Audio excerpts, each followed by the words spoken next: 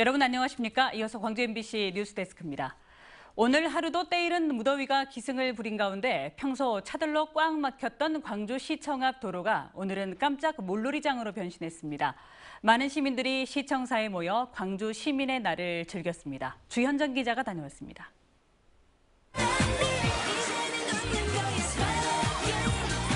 평일 주말 할 것 없이 차들로 꽉 막히던 광주시청 앞 왕복 6차선 도로가 오늘은 물놀이에 빠진 아이들의 웃음소리로 가득합니다. 물 반, 아이들 반 물풀장에서 마음껏 물장구를 치고 신나는 음악에 맞춰 춤솜씨도 뽐내봅니다. 번듯한 워터파크 부럽지 않은 깜짝 물놀이장의 등장에 부모들도 덩달아 신이 났습니다. 너무 좋아요! 아슬아슬 계단을 올라 시원한 물속으로 풍덩. 미끄럼틀 한번 타려면 긴 줄을 서야 하지만 지루하기는커녕 설레기만 합니다. 해주세요. 어른도 타게 해주세요. 어른도 타게 해주세요. 제59회 광주 시민의 날을 맞아 오늘 하루 시청사 일대가 축제장으로 깜짝 변신했습니다. 시청 앞 150m 도로에는 거대한 물놀이 시설이, 청사 안팎에서는 전라도말 자랑대회와 플리마켓 등 볼거리, 즐길거리, 먹거리가 넘쳤습니다. 남녀노소, 특히 가족 단위 시민들이 만족스러워했습니다. 시청 올 일이 자주 없잖아요. 그리고 저희 아이들은 오늘 처음 온 거거든요. 오늘 광주에 대해서, 광주 시민의 날에 대해서 되게 유익하게, 알차게 보냈던 시간 같습니다. 진짜 시민의 날 같아요. 시민들 여러분들 다 오셔가지고 가족끼리 모두 다 즐길 수 있어서.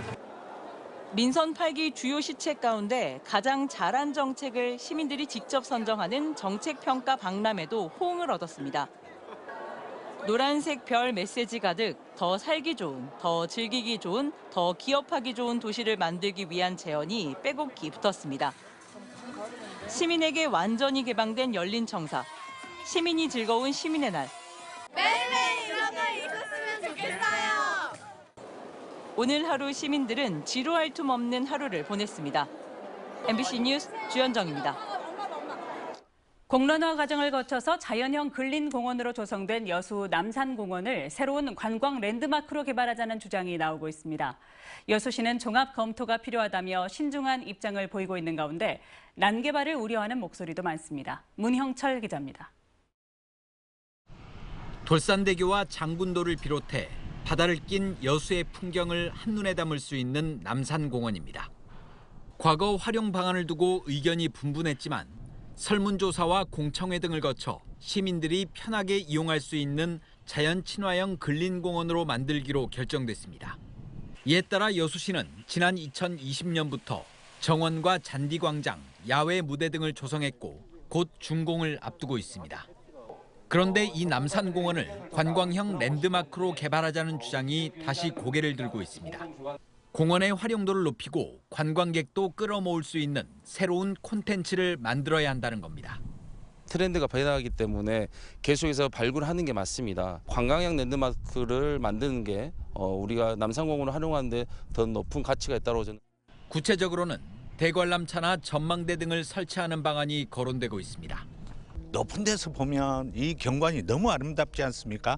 저녁에 야경도 멋있고 여수를 대표하는 타워가 생겼으면 좋겠다. 하지만 신중한 접근이 필요하다는 목소리도 적지 않습니다. 관광시설을 설치했다가 실패한 사례가 전국적으로 적지 않고 무엇보다 난개발이 반복될 수 있다는 겁니다. 또 지금은 개발보다는 접근성을 높이는 방안을 고민해야 한다고 주장합니다. 천연 전망대에서 기능이 있음에도 불구하고 시민들이나 관광객들이 접근하는 게 너무 어렵거든요. 야외 에스컬레이터를 놓는다거나. 여수시 역시 오랜 기간 공론화 과정을 거쳐 시민 휴식 공간으로 조성된 만큼 당장 관광형 랜드마크로 활용하는 건 바람직하지 않다는 입장입니다. 검토를 해볼 여지는 있습니다. 근데 지금은 도심 자연형 근린공원이 현재 여수시에서 추진하고 있는 방침입니다. 여수시는 남산공원 일대에 경관 조명을 설치하는 등 정비 작업을 마무리한 뒤 다음 달 초 준공식을 가질 예정입니다. MBC 뉴스 문형철입니다. 5.18 민주화 운동에서 주도적 역할을 하고 산화한 들불야학 출신 열사 7명을 추모하는 합동 추모식이 열렸습니다. 들불열사 기념사업회는 오늘 국립 5.18 민주묘지에서 민주화운동 전후로 숨진 박기순, 윤상원, 박용준, 박관현, 신영일, 김영철, 박효선 등 열사 7명의 발자취를 되돌아봤습니다. 들불야학의 정신을 기리기 위해 제정된 올해 들불상 수상자는 전쟁 반대와 민주주의 정착에 앞장선 JR 서일본 노동조합 전 위원장 야스다 마사시가 선정됐습니다. 5.18 당시 민간인 집단 살해에 연루된 계엄군에 대한 5.18 진상규명조사위원회의 고발 조치 결정이 또 미뤄졌습니다.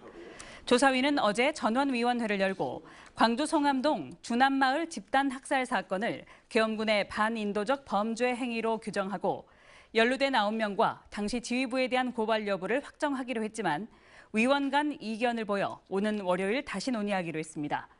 한편 전원위는 논란의 여지가 없도록 작성기한을 한 달여 앞둔 종합보고서 개요에 그간 대법원에서 5.18을 정의하거나 명시한 내용을 모두 기술하기로 의견을 모았습니다. 오늘 하루 광주발 제주행 아시아나항공 여객기 출발이 지연돼 이용객들이 불편을 겪었습니다.